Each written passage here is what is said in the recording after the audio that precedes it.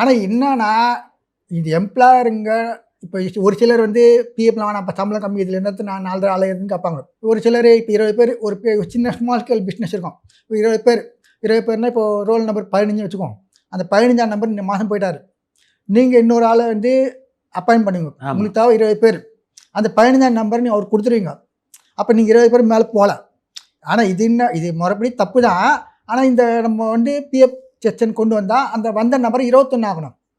அதுக்கப்புறம் 19 ஒரு மாதம் வெளியே போயிடுவார். இப்போ இந்த கவர்மெண்ட் சர்வெண்ட்டில் பர்மனெண்ட்டாக இருப்பாங்க, அதில் சந்தேகம் இல்லை. அவங்களுக்கு வந்து நிலையான சம்பளம், நிலையான வாழ்க்கை. இது நம்மள மாரி ஆளுக்கு வந்து ஜம்பிங் பண்ணி வைப்போம், சர்க்கஸ் மாரி. எங்கே பணம் கிடைக்குது அங்கே போய் வந்து நிறுத்தல மேலே. அதனால் 21 பேர் 20 மேலே இருந்தால் பிடிக்கணும்னு இந்திய சட்டம் 1952 சொல்லுது. அந்த இது சட்டம் சொல்லுது. அதனால 1972 தான் இந்த சட்டம் வந்தது. இந்த இடிஎல்ஐன்னு சொல்லுவாங்க, எம்ப்ளாயி டெத் லிங்க் இன்சூரன்ஸ். அது வந்து நமக்கு 2,50,000 முதல் 7 லட்சம் வரைக்கும் வரும். அதான் எம்ப்ளாயர் வேலையில் இருந்து இறந்து போகணும்.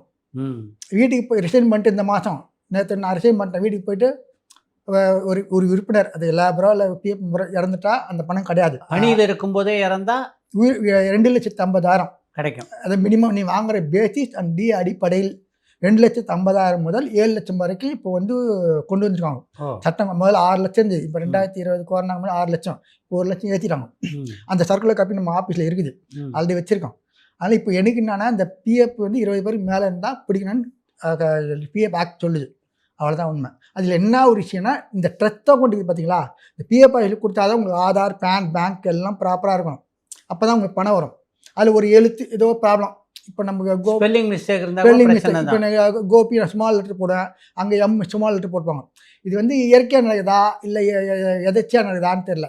இது எப்படி சொல்கிறதுனா, இந்த பேக்கன்ற வந்து இவர் சொல்லுவார் ஆர்யா, கடன் என்னது கடன் வாங்க அலையதுக்கு பாருங்க, கடன் கொடுத்துக்கு ஆலய மச்சான்னுவார். அந்த கதையாக நம்ம இவங்க கட்டிட்டு போயிடுவாங்க, நம்ம தான் போயின்னு வந்துருக்கிறோம். பிஎஃப் இவங்க இது இல்லை அது இல்லைன்னு சொல்லி நம்ம அலைக்கழிக்கிறதே வேலை ஆகுது. ஆக்சுவலாக சினிமாவில் எவ்வளோ பதிவு பண்ணிட்டாங்க. சினிமாவில் கவர்மெண்ட் சட்டை பற்றி கேபலந்தார் முதல் இன்று வரைக்கும் இப்போ வணங்கான்மோட வந்த படத்தில் கூட சட்ட இதை பதிவு பண்ணுறாங்க. அது டேரக்டர் நினச்சா சாமானியனுக்கு சட்டத்தை சினிமா மூலம் கொண்டு வரலாம். ஒரு சீன் கொண்டு வந்தால் போதும், ஃபுல்லாலாம் கொண்டு வர முடியாது, அந்தளவுக்கு பொறுமை கிடையாது. ஒரு சீன் ஜஸ்ட்டு முடிச்சா முடிஞ்சு போயிடும். 20 பேர் மேலே இருந்தால் கன்ஃபார்மாக பிடிக்கணும்னு சட்டம் சொல்லுது.